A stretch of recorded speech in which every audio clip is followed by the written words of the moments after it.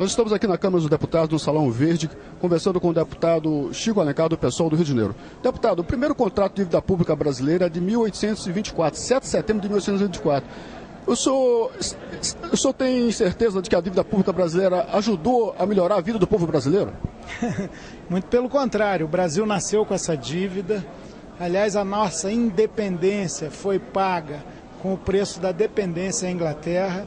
O Reino de Portugal, nossa metrópole, transferiu os débitos que tinha com a coroa inglesa para o Brasil. Dom Pedro I fez essa negociação e de lá para cá a gente vive com esse elemento que paradoxalmente está sumido da atual campanha eleitoral. É absurdo que apenas um candidato, Plínio de Arruda Sampaio, tenha levantado esse tema da dívida, da auditoria da dívida, que é um preceito das disposições transitórias da Constituição. Quero destacar que em 1931, Getúlio Vargas, assumindo o poder na Revolução de 30, ele fez uma auditoria da dívida e constatou àquela época que, já se vão 80 anos praticamente, que 50% da dívida era fictícia, era manobra contábil. E o problema da dívida hoje, que está internalizada, dizem que a gente não tem mais dívida externa, mas ela se internalizou até porque o capital financeiro é transnacional. Ela remunera rentistas, mas em especial os grandes rentistas, e favorece o capital financeiro, que, como todos sabemos, não é o capital produtivo, não gera riqueza material. Esse é um problema muito sério que o Brasil tem que enfrentar. E o primeiro passo, não tenho dúvidas quanto a isso, é a auditoria dessa dívida. Até porque, um dado interessante, o Brasil vai pagar em juros e serviços e amortização da dívida em 2010 para os bancos, portanto, 90 vezes mais do que ele prevê gastar para reformar estádios na Copa do Mundo de 2014. Só essa ordem de grandeza mostra o tamanho do problema, que ou é enfrentado por cada brasileiro a partir da consciência do próprio problema. O diagnóstico é o primeiro passo, o reconhecimento da questão é o início da solução, ou então a gente vai viver uma situação de embuste, numa soberania precária, numa independência dependente e com uma bomba prestes a estourar. Essa hegemonia do capital financeiro, que é remunerado pelos juros mais altos do planeta, que o Brasil junto com a Turquia praticam, ela não pode existir junto conosco. Um dos dois vai perder, em geral, quem perde é o povo brasileiro. O conservador Tancredo Neves, na transição da ditadura para a democracia, afirmou com todas as letras que não se podia pagar a dívida com o sangue do povo brasileiro. Parece até que essa ponderação de um conservador, de um homem moderadíssimo como Tancredo, foi totalmente esquecida pelas autoridades do Brasil de hoje, tanto do governo quanto de parte da oposição. Deputado, quando o presidente João Goulart saiu do governo em 1964, ele deixou uma dívida pública de 2,5 bilhões de dólares. Quando o presidente Figueiredo passou o governo para o civil José Sarney, a dívida estava em 90 bilhões de dólares. Isso foi feito, sobretudo, dizem eles, em cima dos juros, que eram juros que não eram fixos. Então, houve um aumento muito grande de juros, somente na década de 70, pelo Fed americano, né, por Paul Volcker.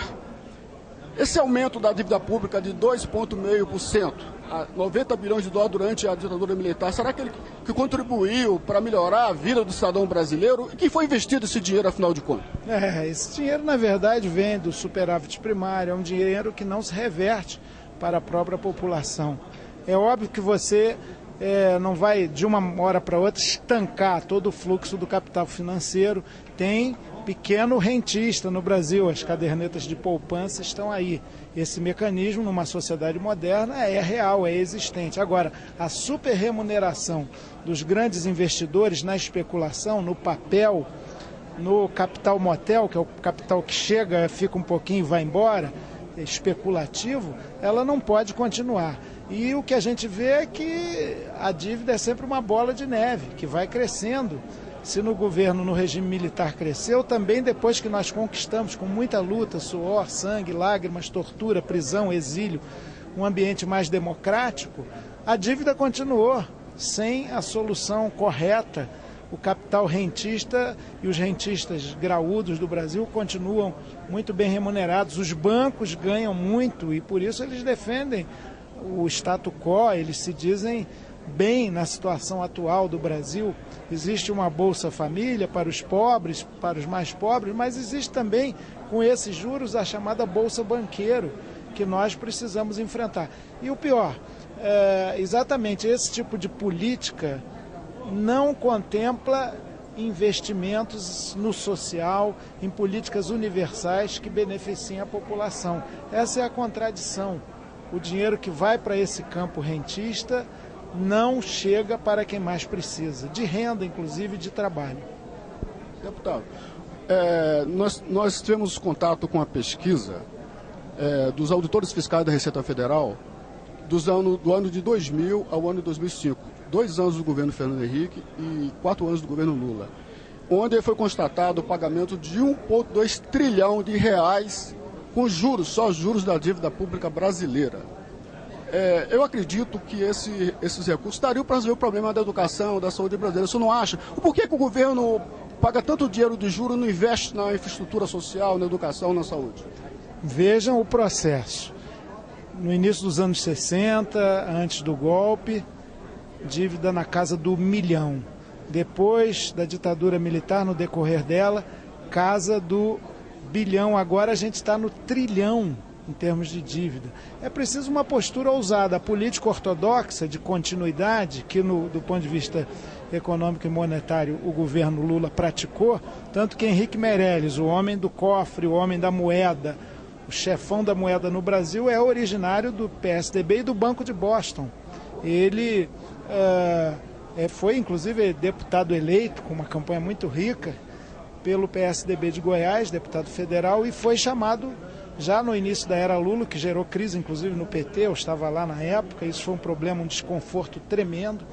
Ele foi chamado para assumir o Banco Central e está lá até hoje, praticando essa política, que é um pouco aquela do pensamento único no mundo. Se mexer no capital financeiro gera crise, abala mercados, né? O mercado virou uma entidade com sentimento, com necessidade, com desejo, só que há um messianismo de mercado e um absolutismo da visão do capital financeiro, esse chamado pensamento único. É evidente que um governo que faz auditoria, reduz a longo o perfil do pagamento dessa dívida, não estou falando nem em suspender nesse momento, ele consegue condições de negociação para poder investir naquilo que é fundamental. Estradas, transporte de massa, ferroviário, tanta gente morre nas estradas brasileiras, educação, que continua muito ruim no Brasil. Antigamente a escola pública era para poucos e boa, há 30, 40 anos atrás. Agora ela é para muitos e muito ruim. Isso é um contrassenso. Um país que não universaliza com qualidade sua educação não se desenvolve efetivamente. A saúde pública, eu não preciso nem dizer o que cada um sabe. Você não tem um atendimento adequado. Tanto que qualquer autoridade, aconteceu com o governador do meu estado agora, quando precisa de um serviço de saúde, vai para um hospital particular. Quem pode, né? Então, o governo tinha a obrigação de ter essa ousadia. Aliás, para isso o Lula foi eleito lá em 2002. Havia essa expectativa e ficou essa imensa frustração. Deputado, só para encerrar, nós tivemos no ano passado a instalação da CPI da dívida pública, que encerrou-se agora em julho. A mídia brasileira não deu notícia dessa CPI, inclusive a CPI teve esvaziado, os parlamentares não compareciam na CPI.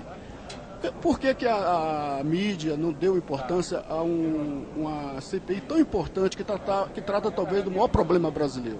A mídia se calou com relação a essa CPI. Eu quero louvar aqui a iniciativa denodada do deputado Ivan Valente, que foi de uma grande valentia para conquistar essa CPI, batalhou. Por incrível que pareça, o PT, o PCdoB, partidos que sempre colocaram na sua pauta a questão, o enfrentamento da questão da dívida, demoraram a assinar, não ajudaram na constituição dessa CPI, que ao fim e ao cabo, pelo esforço sobretudo do Ivan, e claro, pressão da Auditoria Cidadã da Dívida e de vários movimentos sociais, acabou sendo instalada.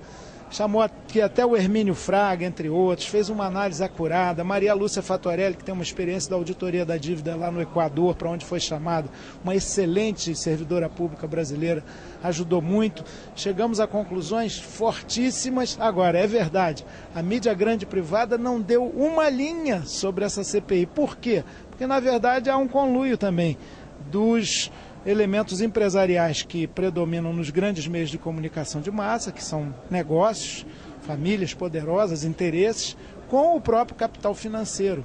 Então o banco e o empresariado da produção do imaginário, por exemplo, o empresariado das comunicações, eles têm muitos vínculos também. Então esse tema é espinhoso, é polêmico, é crítico, e aí no Brasil de hoje qualquer tema crítico, espinhoso e polêmico é deixado de lado. Nós estamos entrando numa fase muito anestesiada da consciência nacional, e isso significa um país pouco inteligente. Mas enquanto tiver liderança como Ivan Valente, enquanto tiver essa nossa comunicação alternativa e tão importante, enquanto tiver movimento social questionador, o Brasil ainda tem chance de se tornar uma grande nação. Deputado, muito obrigado pela entrevista e parabéns pelo trabalho que você realiza no Congresso Nacional. Minha obrigação. Obrigado. Boa tarde, nós estamos no Salão Verde da Câmara dos Deputados com o deputado Ivan Valente, autor do requerimento da CPI da dívida pública brasileira. Deputado, o que é a dívida pública brasileira?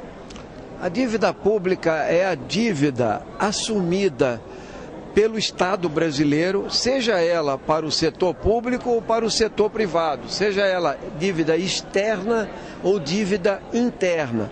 Esse conjunto nós titulamos como dívida pública brasileira. Deputado, na época do governo João Goulart, quando ele sai em 1964, ele deixa uma dívida de 2,5 bilhões de dólares. Quando os militares entregam o governo ao presidente civil Sarney, a dívida alcançou 90 bilhões de dólares. A que se deve um aumento tão brusco da dívida brasileira?